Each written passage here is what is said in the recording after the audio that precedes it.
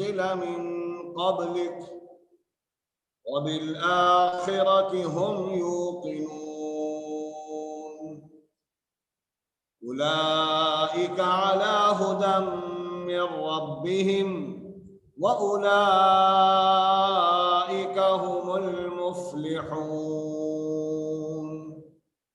إن الذين كفروا سواء عليهم أأنذرتهم أم لم تنذرهم لا يؤمنون ختم الله على قلوبهم وعلى سمعهم وعلى أبصارهم غشاوة وَلَهُمْ عَذَابٌ عَظِيمٌ صدق اللہ العلی العظیم۔ عزیز طلبہ، قرآن کریم کی مصحف کے اعتبار سے یہ دوسری سورت ہے اور یہ مدنی سورت ہے۔ اس کا زیادہ تر حصہ مدینہ منورہ یعنی ہجرت کے بعد نازل ہوا ہے۔ جو آیتیں ہجرت سے پہلے نازل ہوئی ہیں وہ مکی کہلاتی ہیں، چاہے کہیں نازل ہوئی ہوں۔ ہجرت سے پہلے جو آیتیں اتری وہ مکی کہلاتی ہیں۔ ہجرت کے بعد جو آیتیں اتری ہیں وہ مدنی کہلاتی ہیں، چاہے کسی بھی علاقے میں نازل ہوئی ہوں۔ یہ ایک اصطلاحی تعریف ہے مفسرین کے یہاں۔ تو یہ سورت مدنی سورت ہے، اس کی بعض آیتیں مکی ہیں، لیکن سورت کا بڑا حصہ، زیادہ تر حصہ مدنی ہے۔ یہ سورت بہت اہم سورت ہے، ایک تو اس اعتبار سے کہ یہ قرآن مجید کی سب سے طویل سورت ہے، سب سے لمبی سورت، اور دوسرا اس سورت میں بعض آیتیں بڑی اہم ہیں۔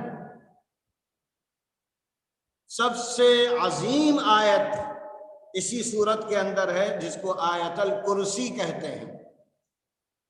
عرش الہی سے نکلی ہوئی آیتیں اس کے اندر ہیں جو سورت کے اخیر میں ہیں۔ آمن الرسول بما انزل الیہ من ربہ والمؤمنون، یہ جو آیتیں ہیں۔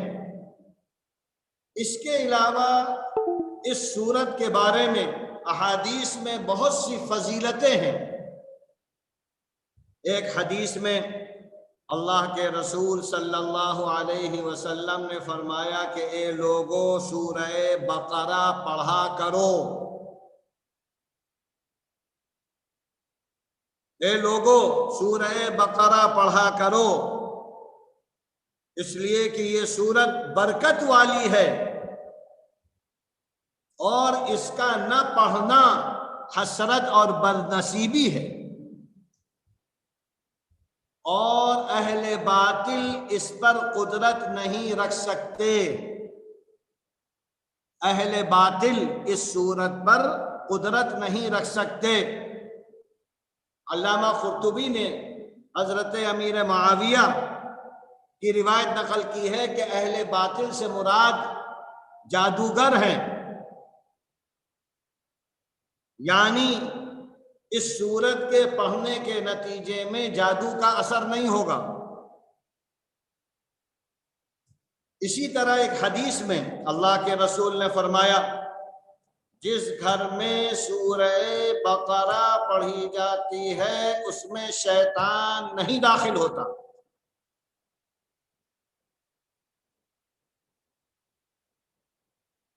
اسی لیے عام طور پر آپ دیکھیں گے کہ جو ہمارے تعویذ دینے والے لوگ ہیں تو وہ سب سے پہلے کہتے ہیں کہ گھروں میں اثرات ہیں تو ان اثرات کو دور کرنے کے لیے 40 دن تک سورہ بقرہ روزانہ پڑھیے گھر میں، کیونکہ 40 کا عدد ایسا ہے کہ جس سے ایک تغیر ہوتا ہے۔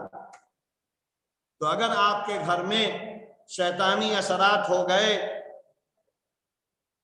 قرآن نہ پڑھنے کی وجہ سے، گندگی حرکت کرنے کی وجہ سے، ناپاکیوں کی وجہ سے، تو آپ 40 دن تک سورہ بقرہ کا اہتمام کریں گے تو اللہ شیاطین کے اثرات سے آپ کے گھر کو پاک و صاف کر دے گا۔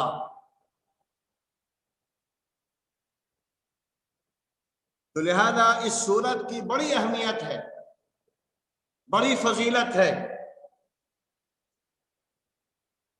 اور اس کے پڑھنے سے برکتیں ہیں، خیر ہے۔ اس کے علاوہ یہ سورت ایسی سورت ہے کہ جس کے اندر ساری اہم چیزیں آ گئی۔ دین کا نچوڑ سورہ فاتحہ میں ہے اور دین کی تفصیلات سورہ بقرہ میں ہے۔ عقائد کا تذکرہ، نمازوں کا تذکرہ، روزے کا تذکرہ، زکوٰۃ کا تذکرہ، حج کا تذکرہ،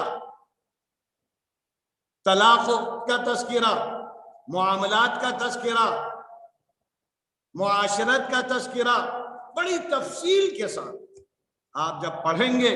اسی لیے صحابہ کرام نے یہ بات مشہور تھی کہ جس نے سورہ بقرہ پڑھ لی وہ شریعت کا جاننے والا بن گیا، عالم بن گیا۔ اور اسی لیے روایتوں میں آتا ہے کہ حضرت عمر فاروق جو وقافا لکتاب اللہ 12 سال میں سورہ بقرہ کو تفسیر کے ساتھ پڑھا، 12 سال میں۔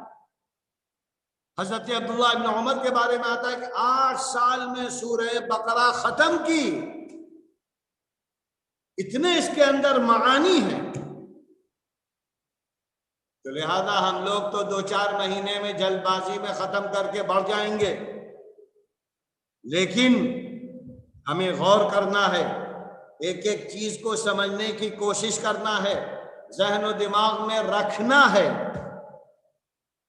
تاکہ کم سے کم جب سورہ بقرہ ختم ہو تو ہمارا دین اسلام ہم کو مکمل طور پر معلوم ہو جائے، اور ہم بھی کم سے کم صحابہ کرام کے کہنے کے مطابق عالم کہلانے کے مستحق ہو جائیں۔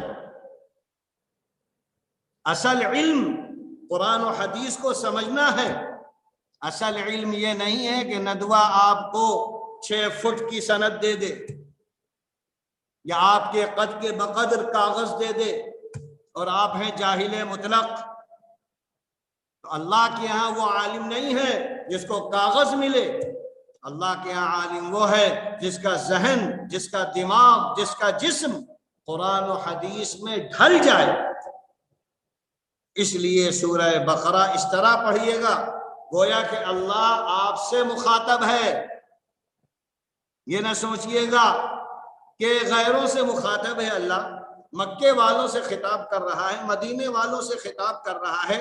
عام طور پر ہم لوگوں کا حال یہی ہو گیا ہے، ہم جب کچھ پڑھتے ہیں تو سمجھتے ہیں ہم تو پاک و صاف ہیں، ہمارے اندر کمی نہیں، دوسروں کے اندر ہوگی کمی تو ٹھیک ہے، اصلاح کا کام ہم کریں گے۔ یاد رکھیے اصلاح گھر سے ہوتی ہے، باہر سے نہیں ہوتی ہے، اصلاح نفس سے ہوتی ہے۔ پہلے اپنی اصلاح کرو، اپنے دل کو پاک کرو، اپنے جسم کو پاک کرو، اور یہی سبق سورہ بقرہ میں شروع سے۔ اس لیے سورہ بقرہ پڑھیے گا جس طرح صحابہ کرام پڑھتے تھے۔ کس طرح پڑھتے تھے اس سے پہلے ہم نے کہا تھا تعلمنا القرآن والعلم والعمل۔ صحابہ کرام کہتے ہیں کہ ہم قرآن جب سیکھتے تھے تو علم و عمل سیکھتے تھے۔ آج ہم قرآن سیکھتے ہیں لفاظی کے لیے، زبان آوری کے لیے،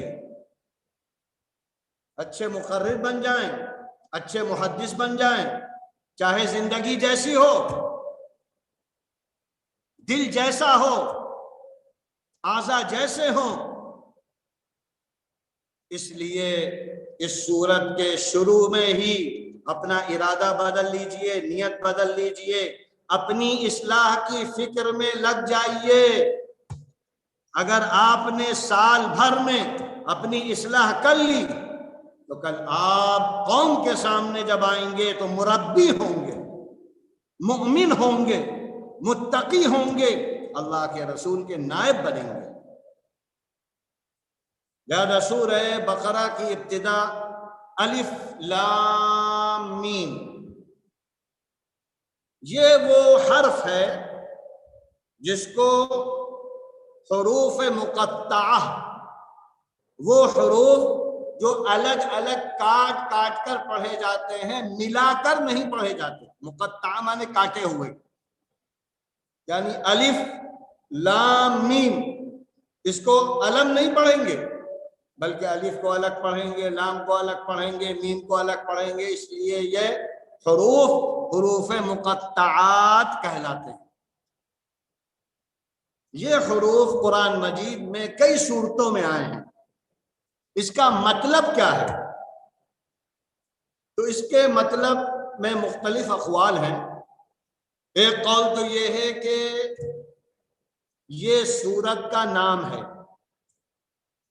جیسا کہ سورہ بقرہ بقرہ نام ہے، اور بقرہ نام اس لیے ہے کہ اس سورت میں ایک گائے کا بڑی اہمیت کے ساتھ تذکرہ ہے، جس کی تفصیل بعد میں آئے گی، تو اس لیے اس کو سورہ بقرہ کہتے ہیں۔ خاص گائے کا تذکرہ ہے، خاص انداز میں، تو لہذا بعض لوگ کہتے ہیں کہ الف لام میم یہ سورہ بقرہ کا دوسرا نام ہے۔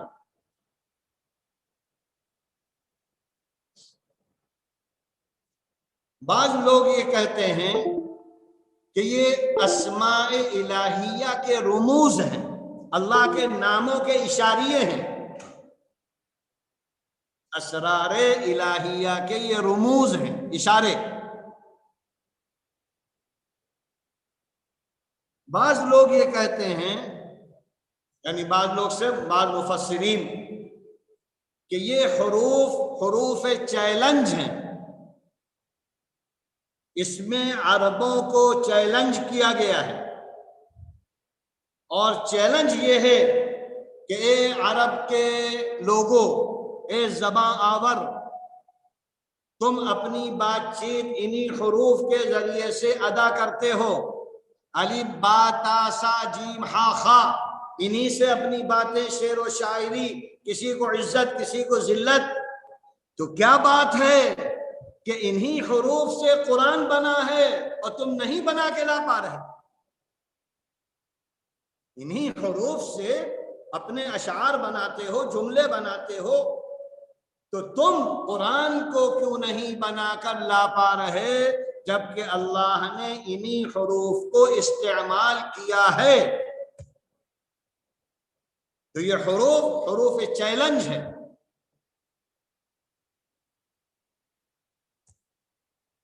یہ تین باتیں بہت سے لوگوں نے نقل کی ہیں، لیکن جو راجح بات ہے، جمہور علماء، اکثریت، وہ یہ کہتی ہے کہ یہ جو حروف ہیں یہ حروف راز ہیں، اسرار ہیں، اللہ نے ان کے معانی کسی کو نہیں بتلائے، یہاں تک کہ اللہ کے رسول کو بھی نہیں بتلائے، اور اگر اللہ کے رسول کو معلوم تھے تو اللہ کے رسول نے ان حروف کی تشریح کہیں نہیں کی ہے۔ تو یہ وہ حروف ہیں جن کے معانی اللہ نے نہیں بتلائے ہیں، لہذا ان کی آدمی تہوں کے اندر تحقیق میں پڑے، اس سے کوئی حاصل نہیں۔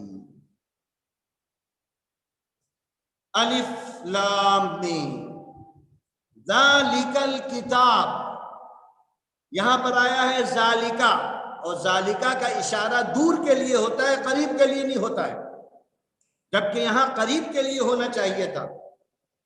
یہ جو کتاب اتر رہی ہے یہ کے معنی میں، لیکن یہاں پر ذالکہ وہ، تو کہتے ہیں کہ اس کی وجہ یہ معلوم ہوتی ہے کہ بندے نے جو سورہ فاتحہ میں کہا تھا اہدنا الصراط المستقیم، اہدنا الصراط المستقیم، صراط مستقیم جو مانگا تھا، تو اللہ نے کہا وہ جو راستہ تم مانگ رہے ہو اس کتاب کے اندر ہے، وہ راستہ اس کتاب کے اندر ہے۔ یہ توجیہ کی ہے ذالکہ لانے کی، لہذا یہ کتاب جو ہے کیسی ہے؟ لا ریب، ذرا بھی اس میں شک و شبہ نہیں۔ کیوں شک و شبہ نہیں؟ اس کے بارے میں قرآن نے دوسری جگہ کہا انہ لتنزیل رب العالمین نزل به الروح الامین على قلبك لتكون من المنذرین بلسان عربی مبین۔ اس کتاب میں شک و شبہ نہیں، کیونکہ اللہ نے اتاری ہے، لانے والا جبرائیل امین فرشتہ ہے، آئی ہے اللہ کے رسول کے دل پر، لہذا جبرائیل جھوٹ بول نہیں سکتے، اللہ کے رسول کی زندگی میں جھوٹ تھا نہیں، اس لیے لا ریب فیہ، اس میں ذرا بھی شک نہیں، شک نہ کرنا۔ اور اس کے بعد کہا گیا ہدی للمتقین، یہ رہنمائی والی کتاب ہے۔ رہنمائی کس کو؟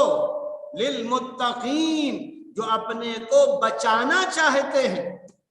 بڑی اہم بات کہی ہے قرآن نے پہلی سورت میں، ورنہ تو کہیں کہا ہے ہدی للناس شہر رمضان الذي انزل فيه القرآن هدى للناس، اے لوگو یہ جو کتاب اتاری گئی ہے سارے جہاں کے لیے رہنمائی والی ہے، ہر آدمی اس سے فائدہ اٹھا سکتا ہے۔ یہاں کیا کہا گیا؟ ہدی للمتقین، تقوی والے، یعنی اپنے کو جو بچانا چاہے برائیوں سے، عذاب جہنم سے، وہی اس کتاب سے فائدہ اٹھائے گا۔ لہذا معلوم یہ ہوا یہ کتاب سارے لوگوں کے لیے ہدایت، لیکن فائدہ وہی اٹھائیں گے جو بچنا چاہیں گے، اس لیے کہ فمن شاء فلیؤمن ومن شاء فلیکفر، اللہ زبردستی کسی کو مومن نہیں بناتا ہے، لہذا کوئی بھی بے نیازی نہ اختیار کرے۔ اگر آپ قرآن سے منہ موڑیں گے تو قرآن آپ سے سب کچھ موڑ لے گا۔ اسی لیے کہا گیا ہے کہ قرآن یاد کرنے والوں قرآن کو نہ چھوڑنا، جتنی مشکل سے یاد ہوا ہے اتنی آسانی سے بھاگ جائے گا۔ اگر تم بے نیازی کرو گے، پڑھو گے نہیں، ایسا بھاگے گا کہ معمولی صورتوں میں بھولو گے، کیونکہ یہ اللہ کی شان ہے، شان بے نیازی ہے۔ تو لہذا اگر تم دین اختیار کرنا چاہو گے تو قرآن و حدیث سے فائدہ اٹھاؤ گے۔ اگر تمہارے اندر طلب نہیں ہوگی راہ حق کی، اگر تم سچائی کو جاننا نہیں چاہو گے، آنکھوں کو بند کر لو گے، کانوں کو بند کر لو گے، تو پھر یہ کتاب تم سے دور بھاگ جائے۔ تو یہ مطلب ہے ہدی للمتقین۔ تقوی ہے کیا چیز؟ بہت قرآن میں آتا ہے، اتقا یتقی کے معنی ہے بچو، بچو، اپنے کو بچاؤ، بچنا۔ عام طور پر ہمارے ذہنوں میں عوام کے ذہن میں اور ہمارے ذہنوں میں یہ ہے کہ تقوی کا مطلب یہ ہے کہ لمبا سا رومال چہرے پر ڈالو، ہاتھ میں تسبیح لو، الا اللہ کی ضربیں لگاؤ تو متقی، ورنہ نہیں۔ اس تقوی کا تعلق قرآن سے نہیں ہے۔ تقوی اپنے کو بچاؤ، اپنے دل کو بچاؤ، دماغ کو بچاؤ، جسم کو بچاؤ شریعت کے خلاف کرنے سے، یہ مطلب ہے تقوی۔ اور اس کی تشریح بڑی اچھی بیان کی گئی ہے۔ حضرت عمر فاروق رضی اللہ عنہ نے، جو وقافاً لکتاب اللہ تھے، کتاب اللہ کے ماہر، وہ کہنے لگے قراء حضرت ابی بن کعب سے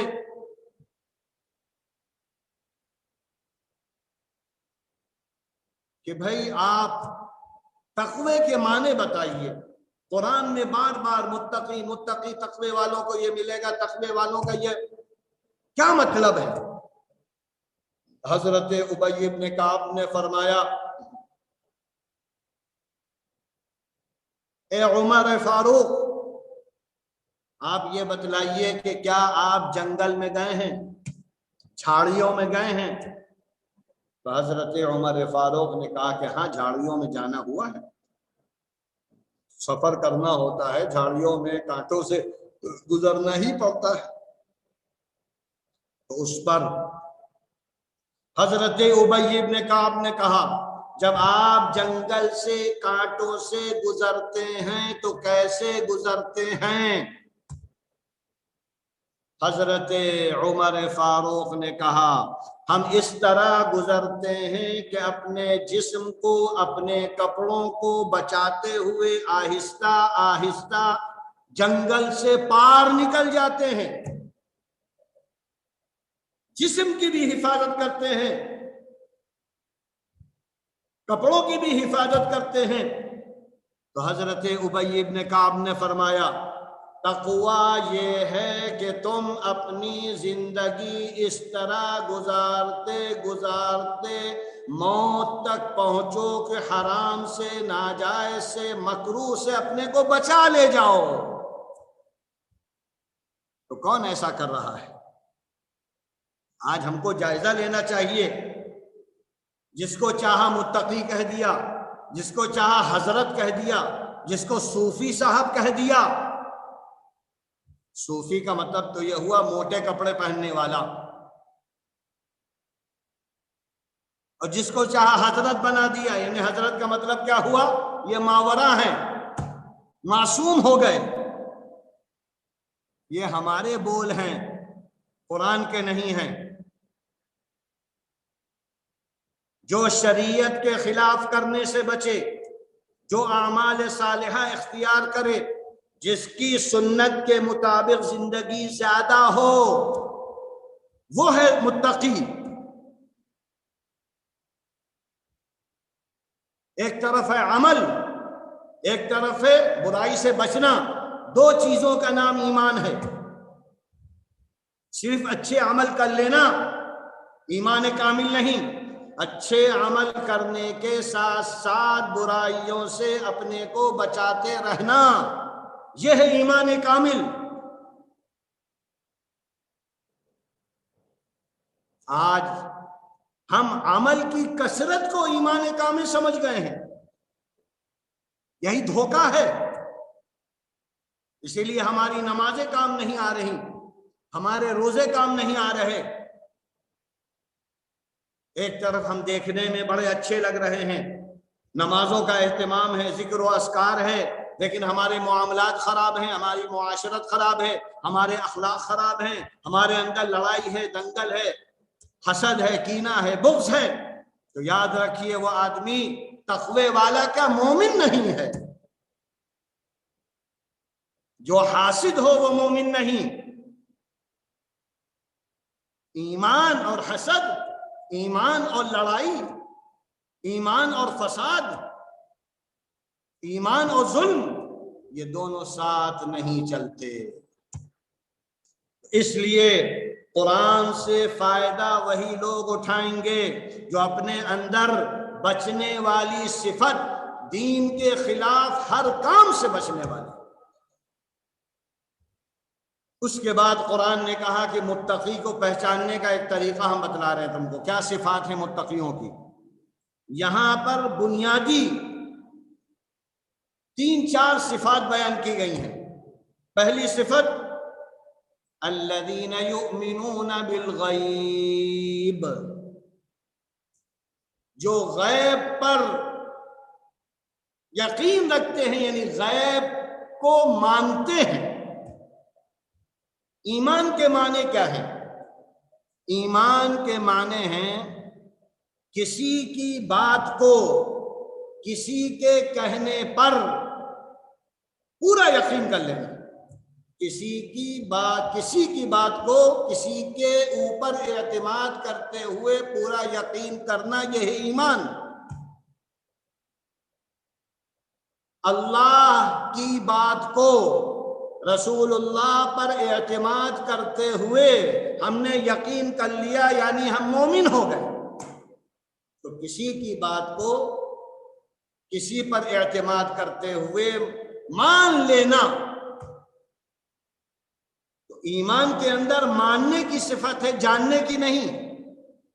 جو آدمی جان جائے وہ علم والا کہتا ہے، جو جاننے کے بعد مان لے وہ ایمان والا ہے. ایمان میں ماننا ہے،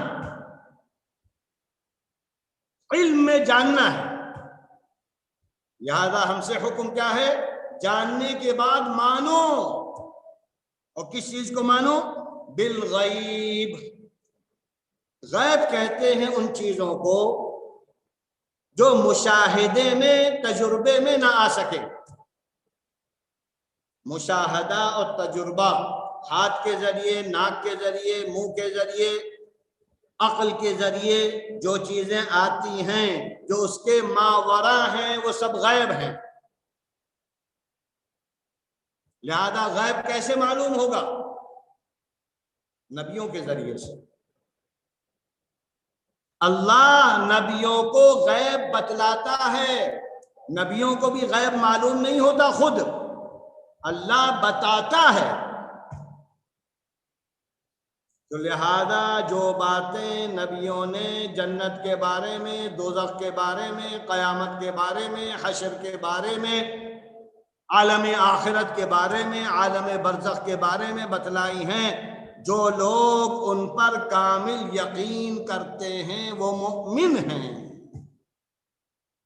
تو پہلی صفت تقوی والوں کی، جو غیب مشاہدے میں نہ آنے والی چیزوں کو مان لے.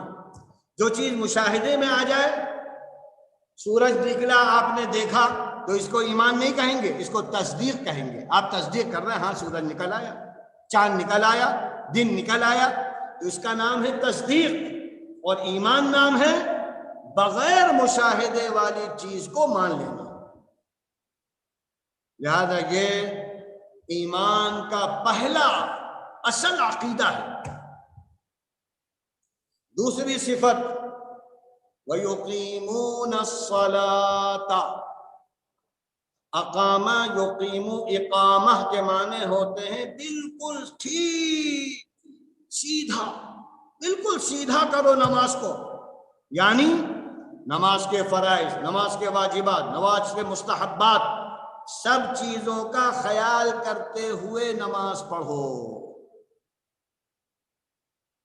لہذا کامل نماز کب ہوگی؟ جب ہمارا دل اللہ کی طرف متوجہ ہو، ہمارا ذہن اللہ کی طرف ہو، ہمارے اعضاء صحیح طور پر چل رہے ہوں. جب تینوں چیزیں باڈی کے، ہمارے جسم کی جو 3 بنیادی چیزیں ہیں، عقل، دل، اعضاء، جب شریعت کے سانچے میں ڈھل جائیں تو وہ اقامت صلاۃ ہے. لہذا آج ہم کو دیکھنا چاہیے کہ ہم میں سے کون ہے جو اقامت صلاۃ کر رہا ہے.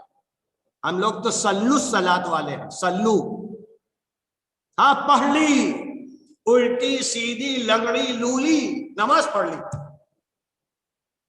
اللہ اکبر کہہ کر جب نیت باندھتے ہیں تو زبان پر قرآن ہوتا ہے، دماغ میں محلہ ہوتا ہے، دوست احباب ہوتے ہیں، کاروبار ہوتا ہے، ہزاروں چیزیں ہوتی ہیں، دل کہیں ہے، ذہن کہیں ہے، اعضاء کہیں ہیں، تو وہ نماز نہیں ہے، نماز کی شکل ہے۔ اور اللہ کو اقامت صلاۃ چاہیے، نماز کی شکل نہیں چاہیے۔ تو آج ہمارے اندر سے نماز کی روح نکل گئی، اور جب نماز کی روح نکل گئی تو پھر ہم تو مومن کہاں ہیں؟ تقویٰ تو الگ چیز ہے۔ اس لیے اقامت صلاۃ سیکھو، نماز اس طرح پڑھو کہ دماغ اللہ کی طرف ہو، دل اللہ کی طرف ہو، جس کو کہا گیا مل احسان ان تعبد اللہ کانک تراہ فإن لم تکن تراہ فإنہ یراک، اللہ کو اس طرح اللہ کے سامنے عبادت کرو کہ گویا کہ تم اپنی آنکھوں سے اللہ کا دیدار کر رہے ہو۔ یہ کیفیت بہت مشکل سے پیدا ہوتی ہے، بہت مجاہدہ کرنا پڑے گا، بہت استحسان لانا پڑے گا، اللہ کا خوف، اللہ کی خشیت، خشوع و خضوع جب یہ پیدا ہوگا تو اقامت صلاۃ کی شکل آئے گی، خود بخود نہیں آ جائے گی۔ لہذا نہ اپنے کو دھوکے میں ڈالو، الٹی سیدھی نماز پڑھ کر غرہ نہ کرو، کبر نہ کرو، گھمنڈ نہ کرو، اور نہ دوسروں کی غلط نمازیں دیکھ کر سبق لو۔ صحیح نماز، اور صحیح نماز اچھا وضو، اور اچھا وضو سنت کے مطابق وضو، سنت کے مطابق نمازیں، تو وہ اقامت صلاۃ۔ تیسری چیز وَمِمَّا رَزَقْنَاهُمْ يُنْفِقُونَ، اور جو کچھ ہم نے دیا ہے اس میں سے خرچ کرتے ہیں۔ یہ تقوی والوں کی صفات، جتنا بھی دین ہے، دین کا کوئی شعبہ دو چیزوں پر مشتمل ہے، جانی مالی، جانی مالی، دو چیزیں